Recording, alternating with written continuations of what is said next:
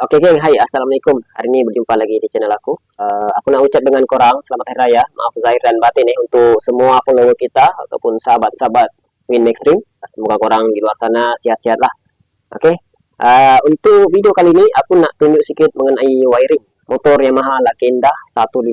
Lagenda 115 version fuel injection, bukan carburetor Jadi di sini untuk wiring dia ni agak berbeza sedikit dengan carburetor. Kalau carburetor ni dia agak simple sedikit. Kalau untuk fuel injection, dia punya wiring ni dia agak memeningkan sedikit lah, ataupun dia agak rumit sedikit. Jadi di sini kita akan tunjuk dengan korang fungsi-fungsi setiap wiring ni lah. Macam mana motor fuel injection ni boleh bekerja. Okey, jadi di sini kita akan tunjuk step by step lah, supaya kamu boleh lebih faham macam mana cara kerja setiap part dalam motor fuel injection ni lah. Sekarang ni kita ada wiring set Lagenda 115 FI, dan di sini kita ada SU, dan di sini kita ada throttle body dan fuel pump. Ini part lah yang aku tunjuk, sebab ini sejak yang aku ada. Tapi aku harap video yang aku tunjuk sekarang ni boleh kamu faham lebih detail lagi lah. Oke, di sini wiring ini kita tunjuk. Oke, wiring ini sebenarnya cukup simple sudah. Oke, cukup simple. Kalau kita nampak di motor, sebiji motor, wiring dia ni agak rumit ataupun dia agak banyak. Sebenarnya dia ada dua fungsi lah, dua fungsi. Untuk wiring sebelah ni, fungsi dia untuk menghidupkan motor dan untuk mengaktifkan semua part. Contohnya throttle body dan fuel pump. Dan satu wiring lagi tu yang aku dah asingkan itu untuk bahagian wiring signal, meter, horn dan sebagainya. Jadi kalau dari segi yang kita sebut tadi itu, dari segi meter, lampu, signal, dia punya wiring tu dia berbeza. Jadi tiada kena mengena dengan sistem api ataupun sistem bagian inilah fuel pump. Contoh, bila kamu dapat masalah wiring dia tu putus, contohnya wiring lampu lah dia putus, dia tidak kena mengena dengan sistem api ataupun sistem bagian fuel pump ni lah. Jadi senang cerita, setiap satu biji motor tu dia punya wiring tu dia ada dua fungsi lah. Satu fungsi untuk sistem api, satu lagi fungsi dia tu sistem lampu. Jadi contoh bila wiring untuk lampu dan signal dan sebagainya tu, contoh horn macam tu, kamu asingkan ataupun kamu potong, dia tidak ada masalah, motor masih boleh hidup macam biasa. Sebab tu aku bagi tahu tadi, dia punya fungsi cuma ada dua, satu sistem lampu dan signal, satu lagi sistem api dan untuk sensor-sensor ni lah. Oke, jadi di sini benda yang paling penting yang kita nak tunjuk dengan korang ataupun nak bagi tahu korang supaya kamu boleh faham sistem kerja motor fuel injection ni, sebenarnya dia cukup simple geng. Bila kamu dah faham, sebenarnya untuk SU ni dia yang kontrol semualah. Dari segi fuel pump, throttle body, SU ni yang kontrol. Contoh, SU ni rosak ataupun problem, dia tidak akan boleh bekerja lah. Oke, dia tidak akan boleh bekerja. Setiap sensor ni dia tidak akan boleh bekerja. Senang cerita, boleh jadi motor tak boleh hidup. Contoh lah, ini SU dia normal, oke, tapi negatif dia tiada, dia tidak akan boleh berfungsi juga. Jadi kena paham betul-betul. Yang kedua, contoh SU ni bagus, tiada masalah, tapi kalau positif dia tiada ataupun wire positif tiada masuk ke sini, SU ni tidak akan berfungsi. Boleh faham Jadi senang cerita, SU ni dia akan berfungsi kalau current dia positif dan negatif ada. Positif, negatif kena ada, baru SU ni akan berfungsi. Macam mana sistem kerja dia bang? Oke, macam ni. Di sini wire coklat, untuk Yamaha wire coklat ni dia wire positif wire positif selepas dari kunci. Selepas dari kunci ni, contohnya bila kamu on kunci pun, wire positif itu dia akan antar current positif masuk ke sini. Boleh faham Jadi di sini wire coklat ni ialah selepas dari kunci. Contoh bila kita on kunci, dia akan antar positif ke wire coklat. Oke, contoh macam ni Korang nampak fuel pump. Fuel pump ni dia cuma ada dua wire. Satu positif, satu negatif. Jadi contoh, wire positif ni bila kamu dah on kunci, dia akan hantar current positif ke sini, fuel pump. Tapi selagi yang ini belum ada negatif, ini tidak akan boleh berfungsi ataupun tidak akan menimbulkan dengung Oke, senang cerita ini tidak on bila negatif tiada.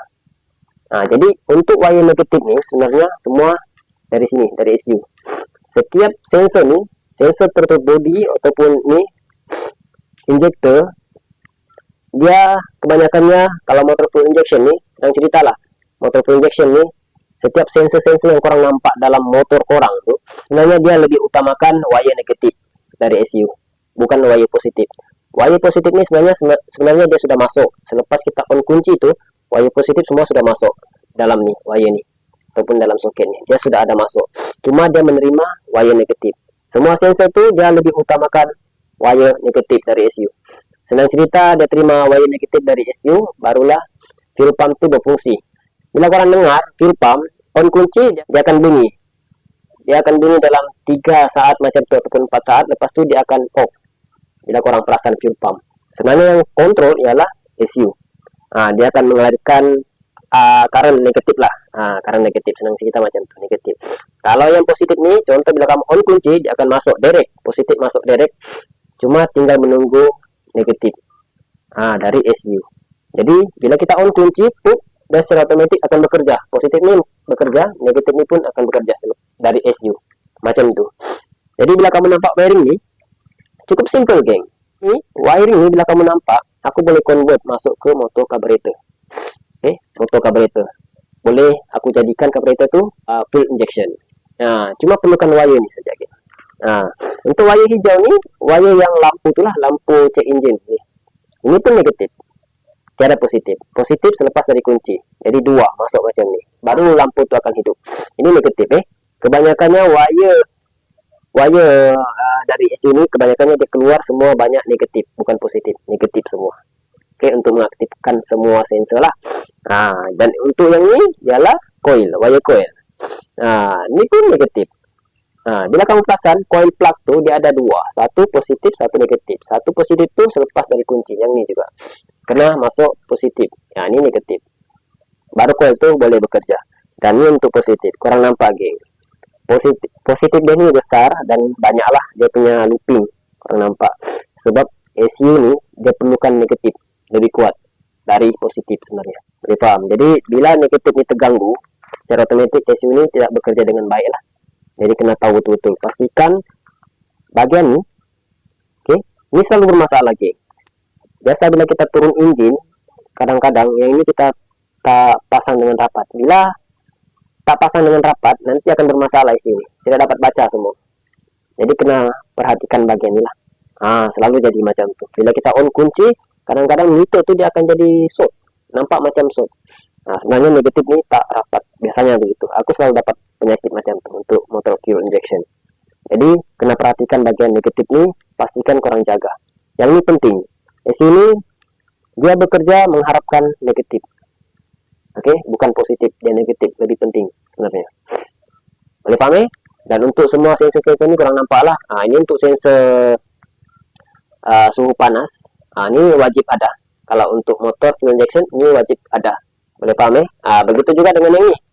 Wire ni ialah wire sensor oksigen. Sensor oksigen ni cuma ada satu wire. Sensor oksigen ni bila dia bermasalah pun boleh menimbulkan motor tu semput. Sebab dia tidak dapat baca seberapa banyak minyak juga.